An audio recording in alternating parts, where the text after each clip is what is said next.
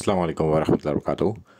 आज हम बात करेंगे फ़दक के हवाले से, जो कि एक बड़ा मुश्किल तरीन टॉपिक है और इसको हमने चुना है कि अहले सुन्नत और अहले तशी कि इस पर क्या क्या आर्गूमेंट मौजूद हैं मोटी मोटी तौर पर, और इसका क्या रिज़ल्ट निकल सकता है कुरान की रोशनी में। तो हमने कोशिश की है कि जहाँ पर भी हम फंसेंगे वहाँ हम कुरान से रास्ता निकालने की कोशिश करेंगे उसमें। अच्छा, इसमें दो लोगों को बुरा लग सकता है कई सारी चीज़ें।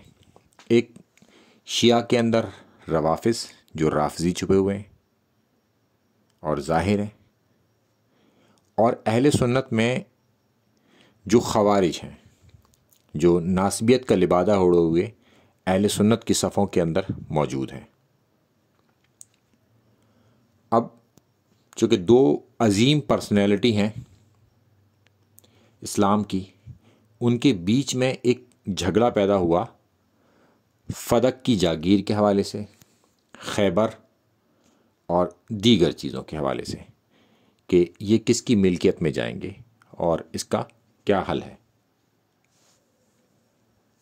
तो सबसे पहले हम बात करते हैं हज़रत अबू बकर की। हज़रत अबू बकर चौथे नंबर के सहाबी हैं, यानी कि चौथे नंबर पर उन्होंने इस्लाम कबूल किया हज़रत खतीजा, हज़रत अली और हज़रत ज़ैद बिन हारसा के बाद। ये ख़ुद में एक बहुत बड़ी फजीलत है कि एक शख्स ने इस्लाम बिल्कुल शुरू में कबूल किया हो। चौथा नंबर कोई बहुत छोटा नंबर नहीं है, ये एक बहुत आगे की बात है, साबिकून और अव्वलून की बात है। मगर अहले सुन्नत में इस बात को घुमा फिरा के पेश करने की कोशिश की गई कि औरतों, मर्दों, ग़ुलामों और बच्चों में चीज़ों को बांटने की, और किसी तरीके से हज़रत अबू बकर को ऊपर लाया जाए। हज़रत अबू बकर के फ़ज़ाइल ख़ुद में ही बहुत ज़्यादा हैं, इसलिए उनके लिए कोई फजीलत घड़ने की ज़रूरत है ही नहीं। तो सबसे पहले तो मैंने ये बात कही, और हो सकता है कि अब खवारिज इस बात को सुनकर बुरा मान जाए, मगर अब हमें तो वो बात बतानी है जो कि सही है, एक आज़ाद ख्याल रखते हुए और फ़िरक़ेवादियत को एक कोने में रखते हुए, कि अब जब हम आगे बात करेंगे तो अब किसी फ़िरक़े का कोई चश्मा हमारे पर नहीं होना चाहिए। अच्छा, तीन चीज़ों से हम इस बात को समझने की कोशिश करेंगे। सबसे पहले किताबुल्लाह से, कि अल्लाह ताला कुरान में क्या हुक्म फरमा रहा है। नंबर दो, उस पर तर्ज़ अमल खुद उस शख्स का जो इस मामले में डायरेक्टली इन्वॉल्व है, यानी कि हज़रत अबू बकर, बीबी फातिमा तो ज़हरा और दीगर खलीफा का क्या मामला है इस मामले में, उन्होंने क्या राह चुनी इसमें। तो ये तीन पॉइंट से हम इस पूरे केस को समझने की कोशिश करेंगे। और इस मुद्दे को शुरू करने से पहले हम सबसे पहले दुरूद शरीफ पढ़ लें सल्लल्लाहु अलैहि वसल्लम। तो हम हज़रत अबू बकर के बारे में बताते हैं कि हज़रत अबू बकर 10 जन्नती सहाबियों में से एक सहाबी हैं, यानी कि अशरा मुबशरा में से। इनकी ज़िंदगी में ही इन्हें जन्नत की बशारत मिल गई थी, यानी कि जन्नत का टिकट पक्का। अब जिनसे इनका मुकाबला है वो हैं जन्नत की औरतों की सरदार, यानी कि जन्नत के सरदार का मुकाबला एक जन्नती के साथ, जो कि बीबी फातिमा तो ज़हरा जन्नत की औरतों की सरदार हैं, और इनके दोनों बेटे इमाम हसन और हुसैन अलैहिस्सलाम ये जन्नती नौजवानों के सरदार हैं, और इनके वालिद इन दोनों से बेहतर हैं। तो अब एक मोटा मोटा फ़र्क आपको नज़र आ गया होगा कि मुकाबला किन दो लोगों के बीच में है। एक तरफ जन्नती, दूसरी तरफ जन्नतियों का सरदार। अच्छा, हज़रत अबू बकर, हज़रत उमर के बारे में भी इस तरह की हदीस घड़ी गई।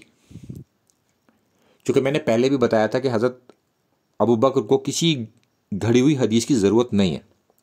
उनको जन्नत की बशारत दुनिया में मौजूद थी कि जन्नत के बूढ़ों के सरदार ये होंगे, क्योंकि हज़रत हसन और हुसैन, बीबी फातिमा तो ज़हरा, ये सरदार बन गए सब।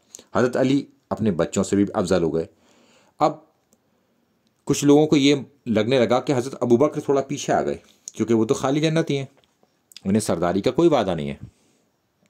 तो इन्होंने एक हदीस घड़ने की कोशिश की, जिसको कई जगह पर सही भी करार दिया गया, कहीं उसको ज़ईफ़ भी करार दिया गया सनद के एतबार से। मगर हम बात कर रहे हैं मतन की। अगर कोई इसको हदीस को सही भी मान लेता है, जन्नत में कोई बूढ़ा होगा ही नहीं। जब कोई बूढ़ा नहीं होगा तो बूढ़ों का कोई सरदार भी नहीं होगा। अब इसमें तावील पेश की जाएगी कि साहब जो बुढ़ापे में मर जाए, तो इस तरह के हदीस के अल्फाज मौजूद ही नहीं है। अब हम चलते हैं इसके आगे कि अल्लाह के रसूल सल्लल्लाहु अलैहि वसल्लम ने बीबी फातिमा तो ज़हरा, हज़रत अली, इमाम हसन और हुसैन, इनको तत्हीर कर दिया अपनी दुआ से, कि यानी कि इनसे अब कोई गलती नहीं होगी और ये गलतियों से महफूज हैं ये चारों लोग। यहीं से अहले तशी रिजल्ट ये निकालते हैं कि ये चारों मासूम हैं, और अहले सुन्नत इस दुआ से रिजल्ट ये निकालते हैं कि अब इनसे कोई गलती नहीं होगी, ये गलतियों से महफूज हैं। तो मासूम और महफूज का फ़र्क अब आ गया अहले तशी और अहले सुन्नत के बीच में। मैं अहले सुन्नत में खवारिज की बात नहीं कर रहा हूं, जो कि नासबियत का लिबादा उड़े हुए हैं। जो असल अहले सुन्नत है, मैं उनकी बात कर रहा हूं।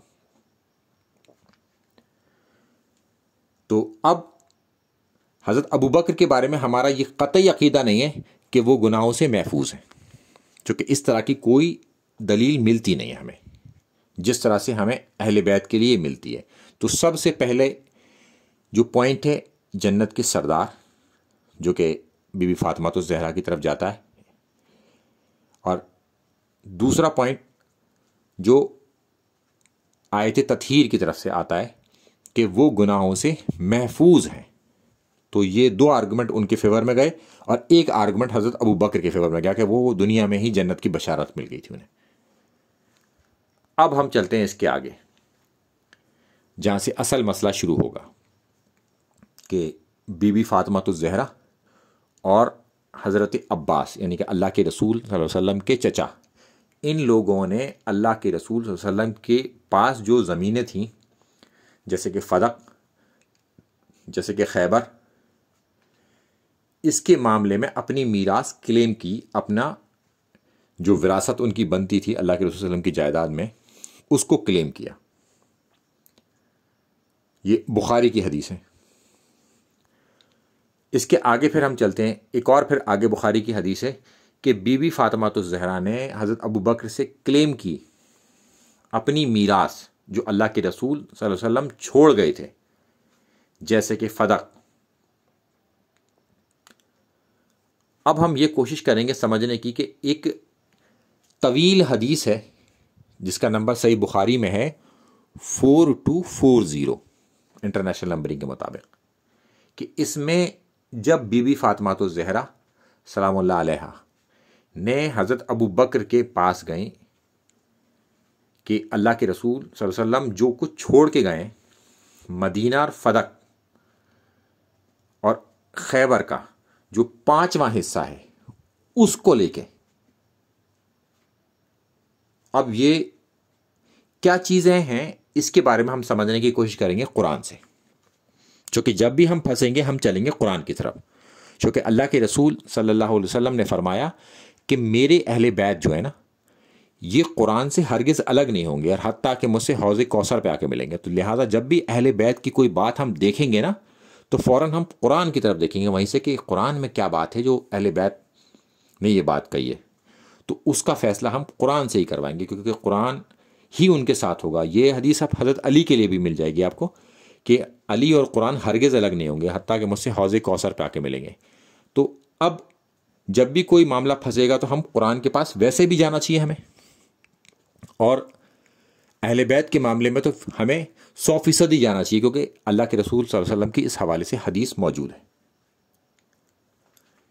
कि अल्लाह ताला ने फरमाया कि तुम्हारे पास जो माल गनीमत है ना, इसमें से 5वां हिस्सा जो है वो अल्लाह और उसके रसूल और उसके रिश्तेदार और मिस्कीनों के लिए और मुसाफिरों के लिए और यतीमों के लिए है।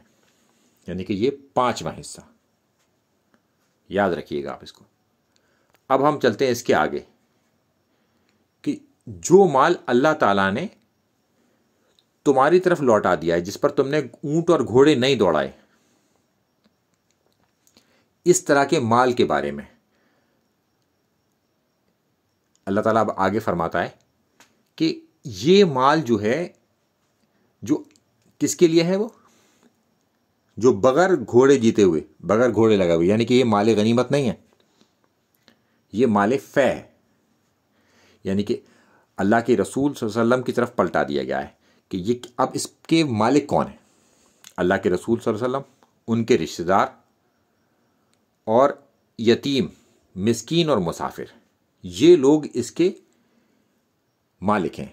और साथ में फरमा दिया गया, अल्लाह ताला ने बताया कि अल्लाह के रसूल सल्लल्लाहु अलैहि वसल्लम जिस चीज़ से तुम्हें रोकें उससे रुक जाओ, और जिस चीज़ की तुम्हें इजाज़त दें, यानी कि जो चीज़ तुम्हें वो दें उसे ले लो। अब इसकी बिना पर हम आगे चलेंगे कि अल्लाह ताला फरमाता है कि मुहाजिरीन के बारे में कि ये जो तमाम चीज़ें आ रही हैं, इनमें से मुहाजिरीन को हिस्सा दिया जाए, क्योंकि उन्होंने बहुत बड़ी बड़ी कुर्बानियाँ दी और अपनी तमाम चीज़ें छोड़कर वो पीछे आए हैं और बिल्कुल अपने आप को उन्होंने खाक में मिला लिया है। और अंसार मदीना ने भी जो है उनकी बड़ा सपोर्ट किया था, और तमाम जंगें अंसार मदीना ने लड़ी इस हवाले से, उन्होंने अपनी जान दांव पे लगाई है। तो इसलिए अंसार मदीना की भी बहुत वैल्यू है। ये आउट ऑफ कॉन्टेक्स्ट था ये बात, मगर मैंने इस जगह पर रखने की कोशिश की कि ताकि बात को क्लियर कर सकें। अब उसी हदीस की तरफ हम वापस जाते हैं कि हज़रत अबू बकर रज़ी अल्लाह तआला अन्हु ने जवाब दिया कि अल्लाह के रसूल सल्लल्लाहु अलैहि वसल्लम जो कुछ छोड़ गए हैं वो सदका है। यानी कि सदका किस चीज़ से दिया जा सकता है? अपने माल से। जो अल्लाह के रसूल सल्लल्लाहु अलैहि वसल्लम का माल है वो सब सदका है। मगर साथ में उन्होंने ये बताया कि जिस तरीके से अल्लाह के रसूल सल्लल्लाहु अलैहि वसल्लम इसको डिस्ट्रीब्यूट करते थे, इसका काम काज करते थे, उसी तरीके से मैं भी करूँगा। अच्छा, अब हम चलते हैं कुरान की तरफ कि यहाँ पर कुरान क्या कहता है कि अल्लाह ताला फरमाता है कि जब हमने कोई बात इनके सामने साफ साफ रख दी, फिर भी ये इससे मुंह मोड़ते हैं, तो फिर अल्लाह ताला आगे फरमाता है कि ये कहते हैं कि कोई और कुरान ले जाओ या कोई ऐसी चीज़ ले आओ जो हमें आसान लगने लगे। तो अल्लाह के रसूल सल्लल्लाहु अलैहि वसल्लम इस पर इख्तियार नहीं रखते और वो कुरान को नहीं बदल सकते। इसके आगे अब हम बात करते हैं, यानी कि हज़रत अबू बकर की बात को परखेंगे अब कुरान के ऊपर कि माँ बाप और जो करीबी रिश्तेदार हैं जो तुम्हारे लिए माल छोड़ जाते हैं, उसके लिए अल्लाह ताला ने हिस्से मुकर्रर कर दिए हैं। यानी कि कुरान के अंदर वो हिस्से मौजूद है माँ बाप के। और बीबी फातिमा तो ज़रा अपने वालिद के हिस्सा लेने गई थी।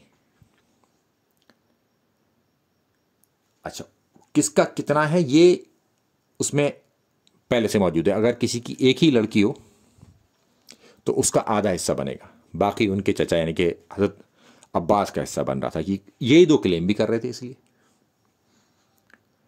अब हम चलते हैं इसके आगे कि मुझे अपने मरने के बाद ये कुरान में फरमाया जा रहा है कि वारिस मांगे जा रहे हैं कि मेरी बीवी भी बाँझ है। हज़रत इब्राहीम अलैहिस्सलाम मांग रहे हैं वारिस अपना, यानी कि अंबिया अल्लाह से वारिस मांगते थे, यानी कि अंबिया के वारिस होते हैं। हमने इस बात को कुरान पर रख के देखा कि अंबिया के वारिस होते हैं।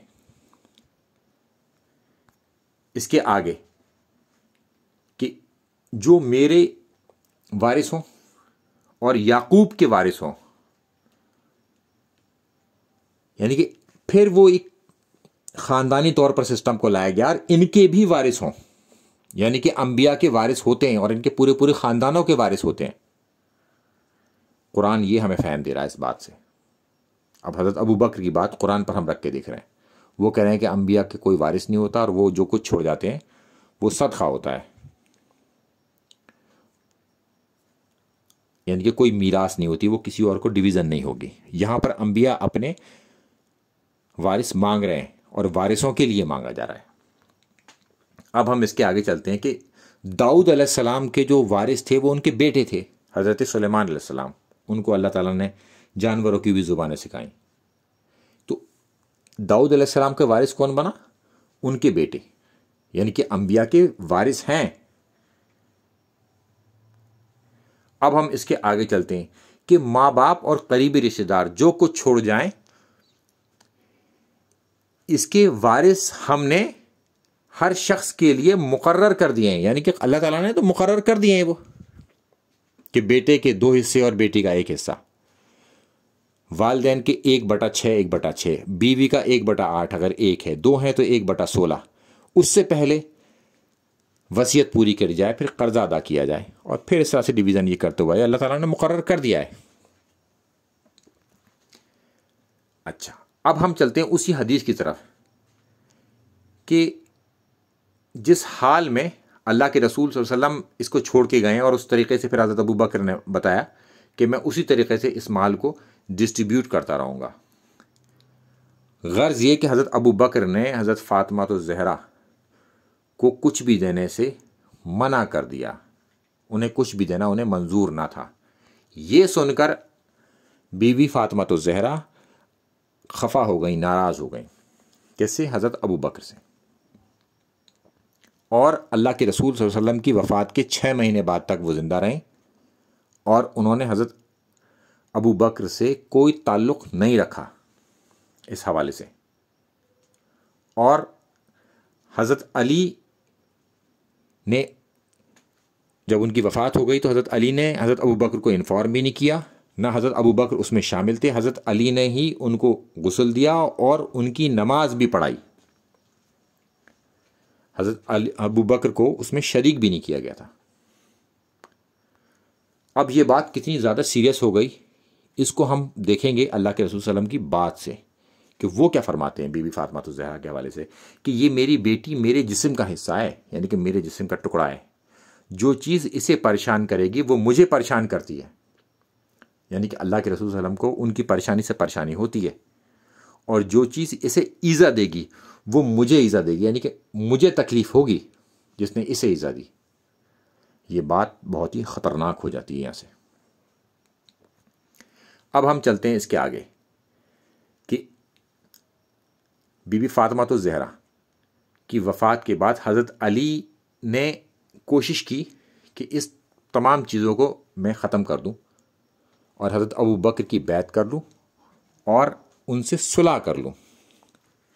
अब सुलह करने का क्या मसला है मुसलमानों में, ये हम देखेंगे फिर कुरान की तरफ कि अल्लाह ताला फरमाता है कि जो बुज़ुर्ग हैं, जो तुम्हारी बुज़ुर्गी है, तुम में बड़े लोग हैं या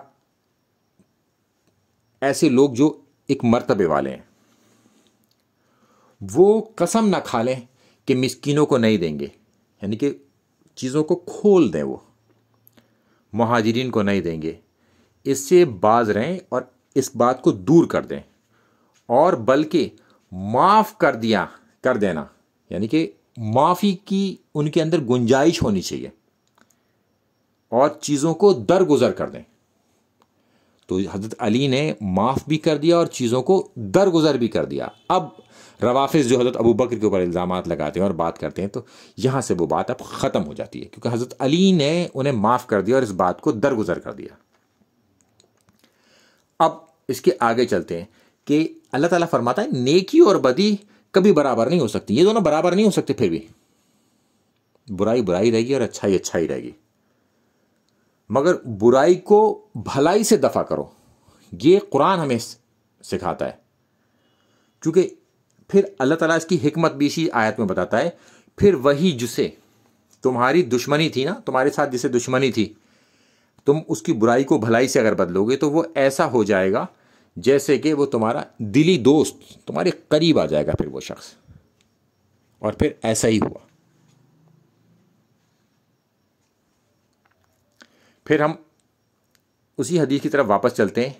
इससे पहले 6 माह तक इन्होंने हज़रत अबू बकर रज़ी अल्लाह तआला अन्हु की बैत नहीं की थी। फिर हज़रत अबू बकर को उन्होंने बुलवा भेजा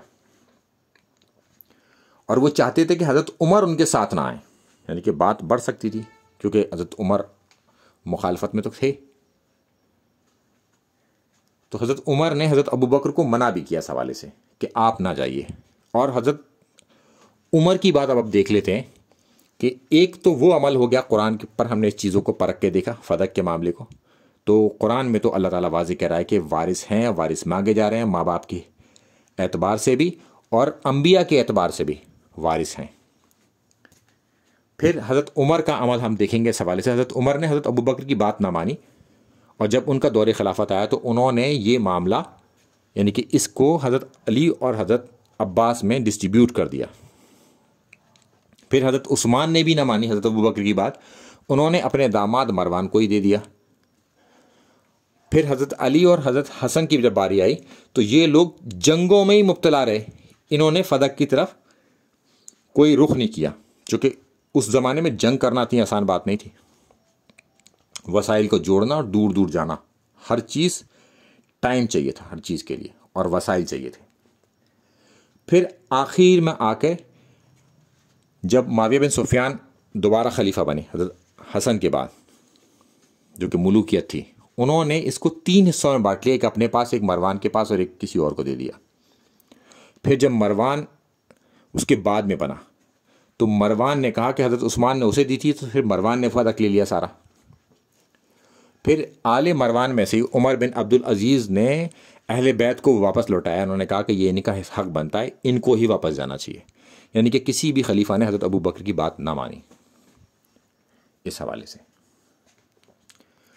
अब हम चलते हैं इसके आगे कि ये मसला क्या था। हज़रत अली में हज़रत अब्बास में इख्तलाफ हो गया फदक के मामले में। तो हज़रत अब्बास जो कि हज़रत अली के बाप की जगह थे, जो कि चचा थे, चचा बाप के बराबर होता है, उन्होंने हज़रत अली को 4 अल्फाज ये कहे बड़े ख़तरनाक कि झूठा, गुनहगार, अहद शिकन और ख़ाइन। मगर हज़रत अली ने कोई पलट के जवाब नहीं दिया क्योंकि उनके बाप की जगह थे और वो उनको, एक बाप अपने बेटे को डांटता है तो बेटा बाप को पलट के जवाब नहीं देता। मगर हज़रत अबू बकर, हज़रत उमर की जो बात है यहाँ पर वो है ख़तरनाक। वो ये कहते हैं कि आप लोग यानी कि तमाम अहले बैत, अल्लाह के रसूल सल्लल्लाहु अलैहि वसल्लम के घर वाले, हज़रत अबू बकर को और हज़रत उमर को, दोनों को क्या समझते थे? झूठा, गुनहगार, अहद शिकन और ख़ाइन। क्योंकि अक्सर खवारिज की तरफ से ये हदीस पेश की जाती है हज़रत अली के ख़िलाफ़ कि देखो हज़रत अब्बास ने ये कहा, तो उनको जवाब इसी हदीस के अंदर मौजूद है। इसी हदीस को जब आगे पढ़ेंगे तो तमाम अहले बैत हज़रत अबू बकर, हज़रत उमर को भी यही समझते थे। अगर आप हज़रत अली को इस बात पर इल्ज़ाम लगाना चाहते हैं, मगर हज़रत अली ने अपने चचा को कोई इल्ज़ाम नहीं दिया इस हवाले से, कोई गाली गलौज नहीं। यही एक अच्छे आदमी की पहचान होती है। अब हम चलते हैं उसी हदीस की तरफ जिसको हम डिस्कशन में लाए हुए हैं कि अल्लाह के रसूल सल्लल्लाहु अलैहि वसल्लम की जो चीज़ें थीं, जो तमाम चीज़ें थीं घर के अंदर, जैसे कि उनकी घड़ी या जैसे कि उनका घर जो उनकी बीवियों के पास था, वो उनके पास ही रहा। उनका घोड़ा, उनकी तलवार उनके वर्सा के पास थी। उनके ऊपर जो कर्ज था उनके वर्सा ने अदा किया। मगर फदक की ज़मीन है, जो ज़मीन है वो छोड़ देते, उस पर विरासत नहीं बनी अहले बैत की, मगर दीगर चीज़ों पर उनकी बीवियों का, उनके घर वालों का हक था। तो ये भी एक तनाज़े की बात हो गई, यानी कि प्रैक्टिकली भी इसको इंप्लीमेंट नहीं किया गया हज़रत अबू बकर की बात को। तो 3 तरीके से मैंने बताया कि इस बात को इंप्लीमेंटेशन नहीं मिला। अब हम बात करते हैं कि हज़रत अबू बकर जब हज़रत अली के पास गए इस हवाले से, तो उन्होंने वही बात बताई कि हमें आपसे जो है कोई इस तरह का इख्तलाफ नहीं है, और जो इख्तलाफ है वो फिर उन्होंने आगे बताया कि क्या है इख्तलाफ। अब इस इख्तलाफ से पहले मैं वो बात बता दूं जो मैंने पहले आपको बताई थी कि अल्लाह के रसूल सल्लल्लाहु अलैहि वसल्लम ने फरमाया कि मैं 2 चीज़ें छोड़ के जा रहा हूँ तुम्हें, एक किताबुल्लाह, दूसरा मेरे अहले बैत। और ये जो अहले बैत हैं ये कुरान के साथ रहेंगे, हौज़ कौसर पे आके मुझसे मिलेंगे। हज़रत अली के लिए फिर इंडिपेंडेंटली ये बात कही गई। तो ऐसा शख्स कैसे बात करेगा वो मैं आपको बताना चाहता हूँ, जो कुरान के साथ रहेगा। कि हज़रत अली कहते हैं लेकिन आपने हमें, हज़रत अबू बकर से, कि आपने हमारे साथ ज़्यादती की है। और ये ब्रैकेट के अंदर जो बात कही है वो तर्जुमा करने वाले ने की है कि इस अमर खिलाफत के मशवरे में आप हमें दाखिल करते, मगर ये हदीस के अल्फाज नहीं है कि हम रसूलुल्लाह सल्लल्लाहु अलैहि वसल्लम के साथ अपनी कुर्बत की वजह से अपना हक समझते थे, मशवरे में या खिलाफत में। चूंकि हदीस की अल्फाज नहीं है, ये ब्रैकेट के अंदर बात करी गई है। तो हज़रत अबू बकर इस पर रो पड़े, और रोए भी ऐसा कि रिक्कत तारी हो गई, यानी कि गिग्गी बन गई। और जब वो संभले, यानी कि उन्होंने अपनी गलती को तस्लीम कर लिया। अब कोई शख्स अपनी गलती को तस्लीम कर ले तो फिर क्या करना चाहिए वो देखें अब आप, कि उन्होंने फिर बताया कि अब इस ज़ात की कसम के अल्लाह के रसूल सल्लल्लाहु अलैहि वसल्लम के घर वाले मेरे अपने घर वालों से भी ज़्यादा अजीज़ हैं मुझे। और उन्होंने वो तमाम बातें की इस हवाले से। फिर हज़रत अली ने कहा कि मैं हज़रत अबू बकर की जो है ना बैत दोपहर को कर लूँगा। यानी कि हज़रत अली ने उनके रोने के बाद, यानी कि जब उन्होंने अपनी गलती तस्लीम कर ली, रो गए। रोने का मतलब ये है कि आदमी ने अपनी गलती तस्लीम कर ली कि दोपहर के बाद मैं अब आपकी बैत कर लूँगा। और फिर हज़रत ज़ोहर के बाद हज़रत अबू बकर मिंबर पे चढ़े, उन्होंने खुतबा दिया और हज़रत अली की बात को बताया इस हवाले से कि हज़रत अली ने हमारी बैत क्यों नहीं की। फिर हज़रत अली ने तौबा की, इस्तग़फ़ार पढ़ा और शहादत दी, यानी कि जब कोई बात करें तो अल्लाह के हुज़ूर तौबा ज़रूर पेश करनी चाहिए। और कहा कि हज़रत अबू बकर रज़ी अल्लाह तआला का जो हक़ है और इनकी बुज़ुर्गी बयान है, इससे कोई इख्तिलाफ़ नहीं है उन्हें। बस जो इख्तिलाफ़ है वो ये है कि इन लोगों ने हमें इसमें शामिल नहीं किया, क्योंकि वो इस अमर खिलाफत में अपना हक़ समझते थे, इस मामले में अपना वो हक़ समझते थे। हज़रत अली ने अपनी बात रखी कि हम इसको अपना हक़ समझते थे, मगर ब्रैकेट में ये बात लिख दी गई कि मशवरे में, कि हमारे साथ ज़्यादती हुई है इस मामले में, इससे उन्हें रंज पहुंचाए, दुख और अफसोस हुआ है। और इन तमाम चीज़ों को देखते हुए फिर मुसलमान आखिर में खुश हो गए कि हज़रत अली ने हज़रत अबू बकर की बैत कर ली। मगर जो बैत करने का तरीक़ा था वो उन्होंने वहाँ बयान किया कि हमें क्या परेशानी थी, हम इसमें अपना हक़ समझते थे अल्लाह के रसूल सल्लल्लाहु अलैहि वसल्लम के करीबी होने की वजह से। चाहे तो आप मशवरे में समझ लें, चाहे तो आप खिलाफत में समझ लें। अगर ब्रैकेट की बात भी ले लेते हैं तो मशवरे में भी हज़रत अली को और दीगर अहले बैत को शामिल नहीं किया था हज़रत अबू बकर की बैत में। हज़रत अबू बकर की जो बैत हुई थी, जिस तरीके से हुई थी, उसकी मिसाल हज़रत उमर देने ही नहीं देते थे किसी को भी, चूँकि वो भी जानते थे कि ये मामला उस तरीके से नहीं हैंडल हो पाया था। चूँकि जिस चीज़ को हज़रत अबू बकर हज़रत उमर रोकने गए थे, यानी कि जब अंसार खलीफा चुन रहे थे वहाँ पर, तो ये लोग अल्लाह के रसूल सल्लल्लाहु अलैहि वसल्लम की मैयत को छोड़कर वहाँ पहुँच गए और इस काम को वो ये रोकने गए थे कि इस काम को ना किया जाए अभी। और जबकि ये रोकने गए थे और ख़ुद ही खलीफा होकर वहाँ से लौट आए, यानी कि जिस चीज़ को रोकने गए थे वही काम कर लिया वहाँ पर जाके। ये एक टिपिकल बात हो गई थी वहाँ पर, जिस वजह से हज़रत उमर इसकी पीली लेने नहीं देते थे, इसके एग्जाम्पल नहीं सेट होने देते थे किसी के लिए भी, कि वो जो हो गया वो हो गया। एक तरफ अल्लाह के रसूल सल्लल्लाहु अलैहि वसल्लम की मैयत रखी थी, उसका कफन दफन किया जा रहा था उसमें, और दूसरी तरफ हज़रत अबू बकर हज़रत उमर इन्होंने मिलकर एक खलीफा चुन लिया। चूँकि अंसार एक खलीफा चुन रहे थे तो उन्हें रोकने के लिए गए और ख़ुद ही खलीफा बन के वहाँ से लौट आए, यानी कि जिस काम को रोकने के लिए गए थे वो काम खुद ही कर डाला। ये वजह थी इख्तिलाफ़ की खिलाफत के मामले में। और फ़दक के मामले में मैंने आपको बताया, और अल्लाह से उम्मीद है कि जो हक़ बात मैं जानता था, जो मैं समझता था वो मैंने आपके सामने रखी। अब अल्लाह से दुआ है कि जो मुझसे गलती हुई हो, कोताही हुई, अल्लाह ताला मुझे माफ़ कर दे और बहैसियत इंसान, और अगर मैंने कोई सही बात की है तो उसका मुझे अजर दे। अस्सलाम वालेकुम व रहमतुल्लाहि व बरकातुहू।